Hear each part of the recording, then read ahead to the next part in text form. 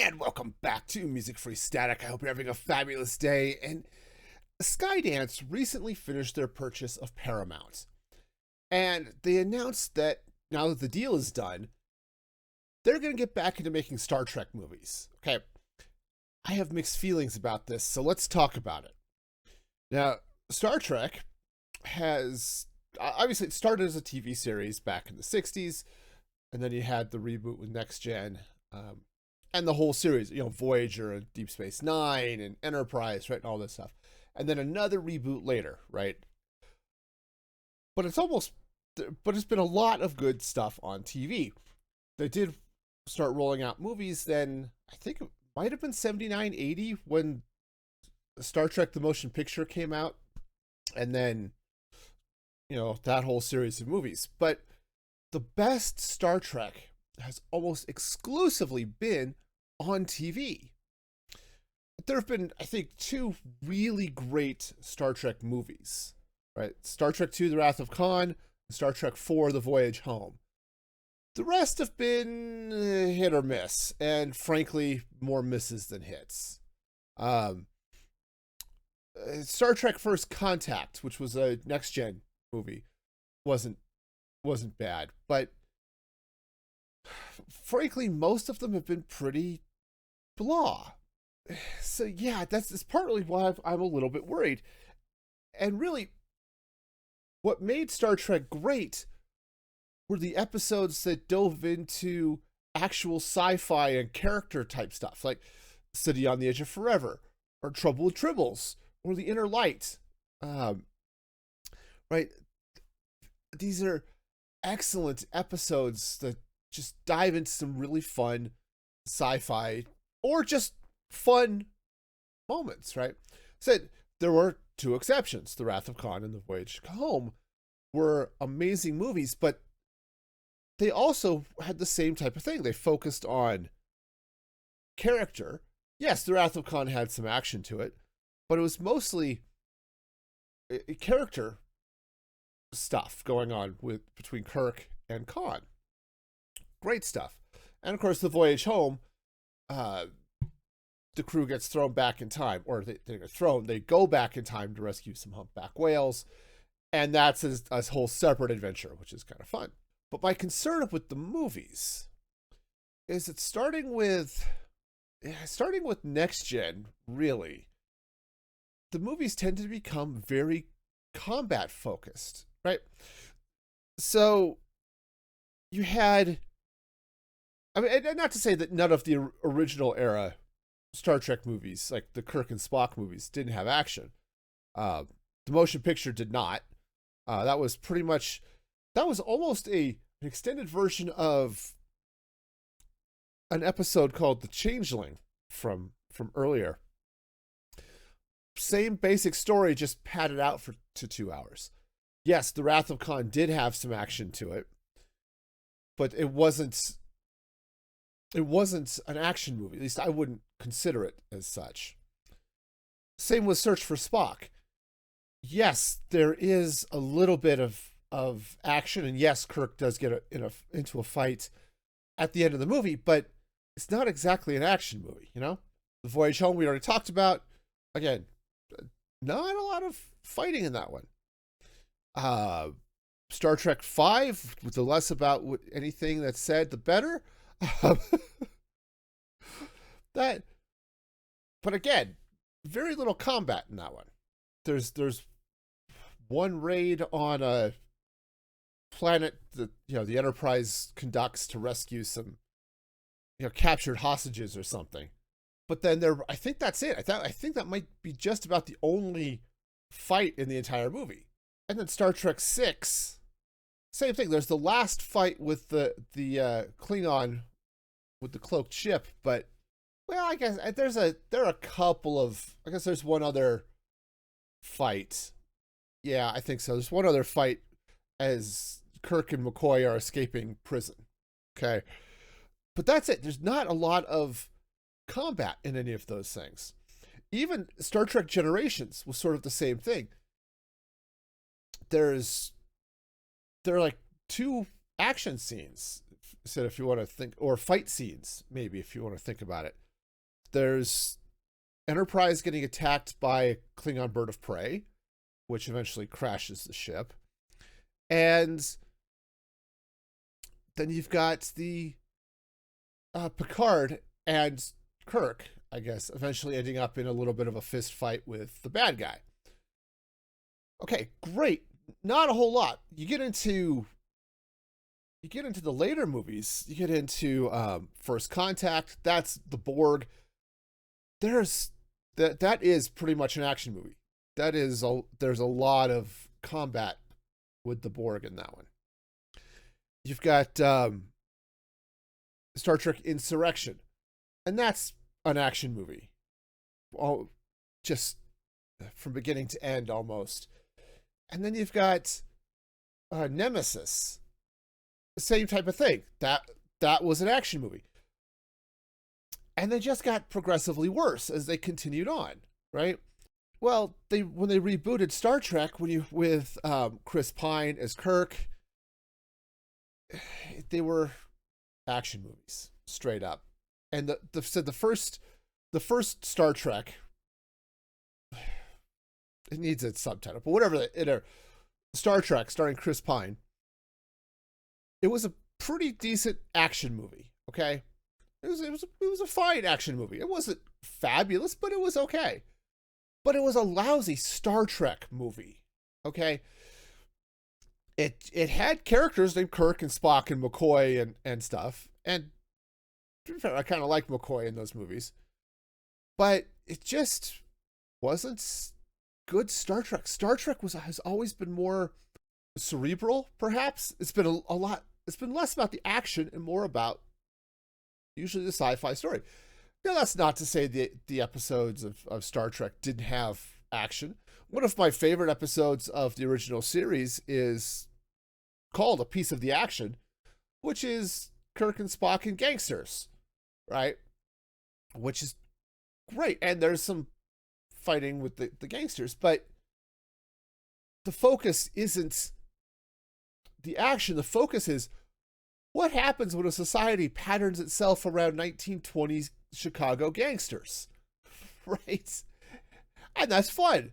That's a fun premise. That's exciting to get into, right? City on the Edge of Forever is 100% a character study and a fun sci-fi premise of what happens if you go back in time and to save the future, you have to let the person you love die. That is a hard question, right? I love the episode. It's an amazing episode with Joan Collins starring as Edith Keeler. Seriously, if you don't watch any other Star Trek, the original series, watch The City on the Edge of Forever. It's an amazing episode. It won awards for screenplay. And the screenplay they filmed wasn't even the best version of the screenplay. Okay. It's really good. And The Inner Light, which is a next-gen episode. Now, I have some quibbles about the overall story, but or just the overall premise of the story.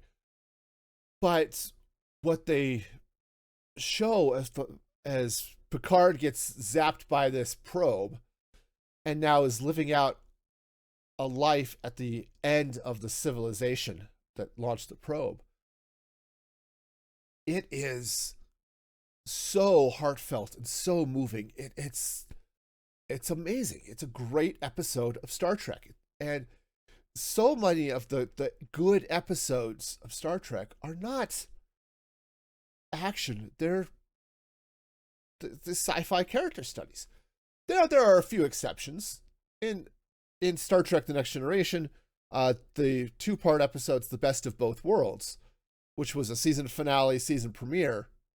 I think season 2 and 3, I think is where that fell. It's surprisingly early in the series. I kept thinking it was a little bit later. That one is fabulous. But again, not really an action-focused pair of episodes, even though they're dealing with the Borg. That's not It's not the combat, right? That's really pushing things or pushing things forward, or they're not solving all of their problems through combat, which so many of the new Star Trek movies have.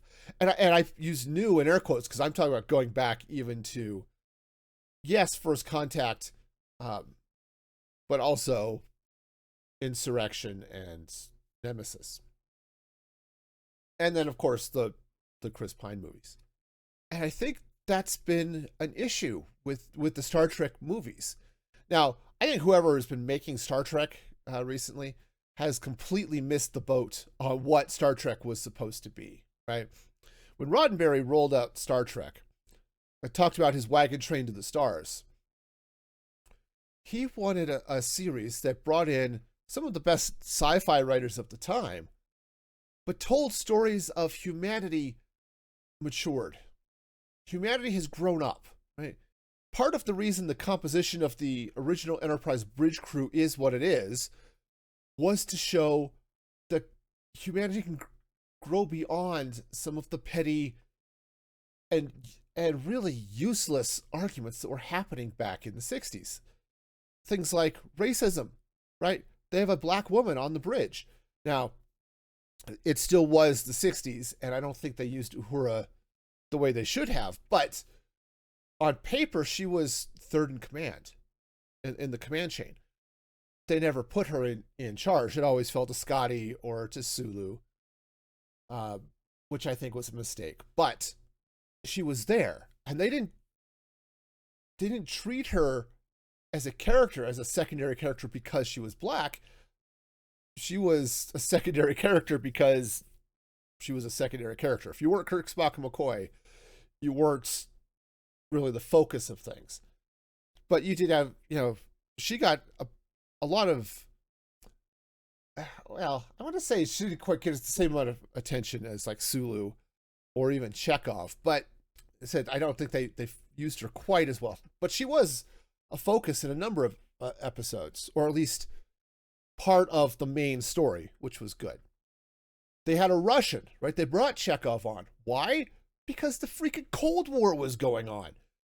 And if you can have a Russian on the ship, you can show that, hey, we can get past all of this nonsense, right? That was the level of diversity that they were bringing. And it wasn't diversity for diversity's sake necessarily, but it was diversity to show that humanity can be diverse. And we don't have to treat each other differently because we're diverse, right? I mean, yes, they made jokes about Chekhov's Russian history, and they were sort of poking the bear.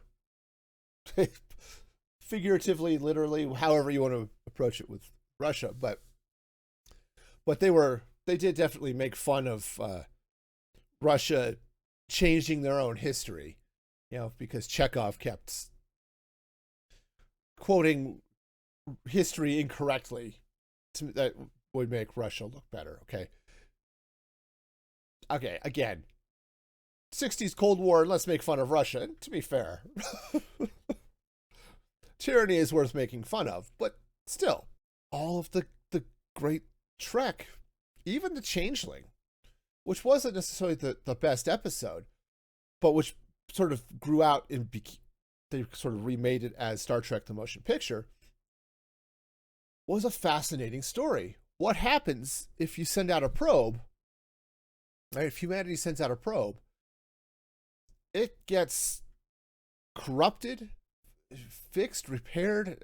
Corrupted, it might be the right word, and not necessarily in a negative sense, mind you. Corrupted by an alien technology, and then comes back and is wrong. Right? And wrong is interesting in both cases. Let's talk about Star Trek the Motion Picture, because I think they told the story better. It's a much slower movie because it's a 2-hour movie rather than a 50-minute episode. And spoilers for Star Trek the Motion Picture, okay, which if you haven't seen it, it's worth watching. It's a good story. But something is working its way towards Earth. And it cripples this flotilla of Klingon battle cruisers, and it doesn't even cripple it. It just makes it disappear. And it does the same thing to this starbase. So Enterprise is sent out to do something about it. And there's a lot of fun interpersonal stuff on Enterprise, but what they discover is that this probe has been cataloging and collecting everything from its travels. And when they beam over, they eventually discover that this probe, which has been calling itself V'ger, is wanting to join with its creator. And in a lot of ways, it wants to meet God. Except V'ger is Voyager. It's one of the Voyager probes that got launched. And it wants to join with what it thinks is God, even though its version of God is just humans, right? Because humans built Voyager. The Changeling did the same thing. But what happens? How do they deal with this? How do they convince it that, hey, Earth doesn't need to be sterilized, I think is how V'ger puts it. Because V'ger can't understand that the carbon-based life forms that inhabit Enterprise and inhabit the Earth are its creator. It's made a mistake. Right? And in the episode of The Changeling, the probe mistakes James T. Kirk for Jackson Roy Kirk, who was the inventor of the probe. So, yeah, it's fascinating. Great sci-fi premises, really great to dive into. That's where Star Trek has always shined, right? My concern as they've moved forward with Star Trek is they keep wanting to make the Star Trek movies into just another action franchise, right? Now, I love Star Wars, okay? Star Wars is my jam. If I had to pick one, and I think being forced to is stupid, but if I had to pick between Star Wars and Star Trek, Star Wars would be my pick. I love Star Wars. But Star Wars is an action series from the ground up. It has been since the first Star Wars movie was released. It's just baked into the DNA. Star Wars is the rebellion against tyranny. Okay? Awesome. And there's some great stuff that happens within Star Wars. Star Trek is not Star Wars, and it shouldn't be trying to be Star Wars. Okay? And that's one of the reasons I love Trek, is because it's not just another action series, right? It's about character and the speculative part of science fiction, right? I love all that stuff, right? The Wrath of Khan is great, not because there are a couple of pretty fun fight scenes, right? Reliance blasting Enterprise when they first show up, and then the final chess match in the nebula between Kirk and Khan. Yes, space combat, sure. But dang, is that the slowest starship fight you'll see, right? Because in a lot of ways, it harkens back to the old submarine movies, right? If you've ever watched like a World War II submarine movie where submarines are stalking each other, or you can even go back to like Hunt for Red October, right? Something like that, but which was not quite as far back, a little more recent. The ships are stalking each other, unable to see where they are. They get occasional pings off of sonar or something like that, but it's a very stealthy move and counter move trying to find each other, okay? But it's not really an action movie, right? It's not Star Wars where you've got the battle for the Death Star, either of them, right? That's just not where Trek. That's not where its strengths are, and that's not what made Wrath of Khan good. Wrath of Khan was amazing because it's the mental chess match. Okay,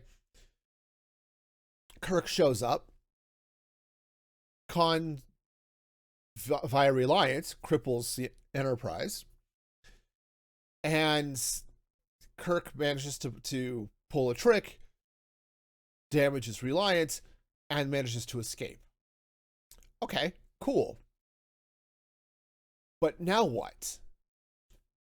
And so you get this whole storyline of what the heck is going on. You get Kirk dealing with the fact that his son hates him.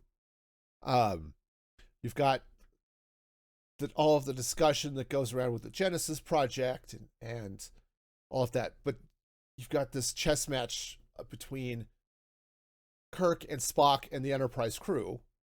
Mostly Kirk and Spock, to be honest. That was one of those movies where, yes, you do see McCoy, right? You do see Uhura. You do see Sulu. Chekhov plays a fairly significant role. But they're just... The other characters aside from Kirk and Spock are really secondary characters, okay? Yes, they're there, and there are some good scenes that the other members of the crew are part of, but anyway, it's just all of that interplay, right? Of how Kirk is going to get, how's he going to win, right? That's always the question. How's the protagonist going to win?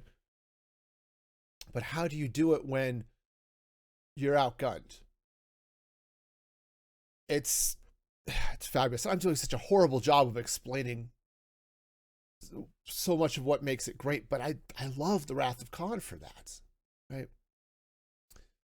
And Star Trek: The Voyage Home it's almost a comedy, right? The closest you get to an action scene is when Chekhov is trying to escape the aircraft carrier USS Enterprise, or when they break Chekhov out of the hospital. That's kind of it, right? There's just, that's just kind of it. The whole show, I mean, yeah, there's sort of the over or undercurrent, perhaps, if you want to, of environmentalism and, saving the whales and all of that stuff, right? But at the same time, it's a look at where humanity is and where it's going, right? In a Star Trekian sense, right? Because Star Trek was this hopeful view of humanity. We're getting past all of this nonsense that we're dealing with, and we're getting better, right? Because Star Trek was always about that hope. It's one of the reasons I think that Discovery is such lousy Star Trek, because it's not hopeful. It's the reasons I don't like Picard. I watched the first season of Picard, and it sucked. It was horrible, right? Yeah, there was an interesting storyline there for part of it, but it was lousy Star Trek. It lost all of the hope that made Star Trek great. On the other hand, Strange New Worlds, that has been amazing. Now, I've only been able to watch the first season. Second season's out. I think the third is, I don't know if the third's out or will be out soon, something like that. But Strange New Worlds is great. It got back to that sort of sci-fi, hopeful premise, right? But I think that's been what's missing as they've been moving forward with the movies. And so, while I'd love to see Star Trek reemerge in the cultural zeitgeist of a more than just live long and prosper, right? You want, I want, I don't know if you want, but I want Star Trek to come back as this beacon of science fiction in the Asimovian sense of the word, right? I want Star Trek to be one, what Roddenberry showed of, hey, humanity is improving and maturing and growing out of some of its childishness, but also all of the fun speculative stuff, right? Because there were some, one of my favorite episodes, I mean, heck, I've got a lot in the original series, is the episode is called Devil in the Dark. And basically, it's Enterprise has come to the aid of a mining colony. Something has been killing the miners. They don't know what. It started killing the miners, and it's been moving up the levels and obviously killing more miners. So Enterprise is here to investigate. And eventually what they discover is this magma-looking monster that lives in the planet. And what had happened is the miners, as they were, mining, because that's what they do, managed to break into this thing's nest and started breaking the eggs. They didn't know what they were. They just, oh, look, it's a nodule of silicone. Who cares, right?